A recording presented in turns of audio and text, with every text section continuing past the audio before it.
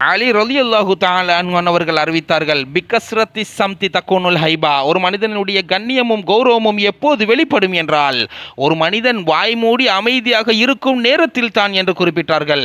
சையதுனா அம்ர் இப்னு as ரலியல்லாஹு தஆலா அன்ஹு அவர்கள் கூறும் பொழுது, அல் கலாமு கத்தவாயி, பேச்சுக்கள் என்பது மருந்தை போன்றது. அளவுக்கு அதிகமானால் மருந்துகள் எப்படி மனிதர்களை கொன்றுவிடுமோ அது போன்றே பேச்சுக்களும் அதிகமானால், வீண் பேச்சுக்களும் அதிகமானால், வாதங்கள் விவாதங்கள் தர்க்கங்கள் தாக்கங்கள் என பேச்சுக்கள் முத்திப்போய் பேச்சுக்கள் கூட மனிதர்களை கொன்றுவிடும் என்ற கருத்தை அம்ர் இப்னு ஆஸ் ரலியல்லாஹு தஆலா அன்ஹு அவர்கள் முன்வைத்தார்கள். பேணுவது என்பது, நாவை பாதுகாப்பது என்பது மிகவும் இலகுவான இலேசான ஒரு காரியம் அல்ல. நல்ல விடயங்களை செய்வதற்கு, குர்ஆன் ஓதுவதற்கு, இறைவனை திக்ர் செய்வதற்கு, ஸலவாத்து சொல்வதற்கு, நல்ல விடயங்களை பேசுவதற்கு, தீய விடயங்களை செய்யாதே என்று வாயினால் தடுப்பதற்கு கூட தேவைப்படுவது இந்த நாவு.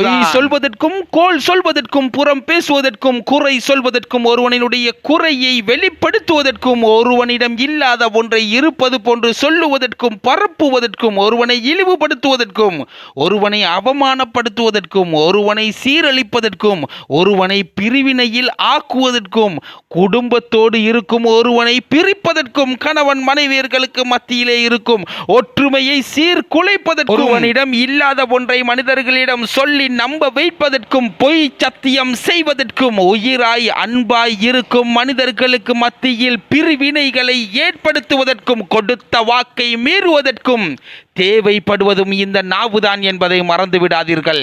நாவை பேணி பாதுகாத்து கொள்ள பழகிக் கொள்ளுங்கள்.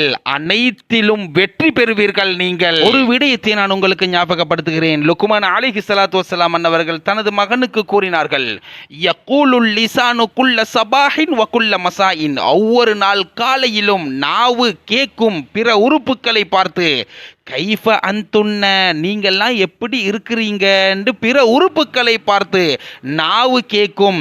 அதற்கு பிற உறுப்புகள் பதில் சொல்லும், ஃபயக்குல்ன பிகைரின் இன் தரக்தனா, நீ எங்களை பற்றி பேசாமல் இருந்தாலே நன்றாகத்தான் இருக்கும் என்று பதில் சொல்லும் என்றால், அந்த நாவு என்பது எவ்வளவு கொடுமையானது, கொடூரமானது.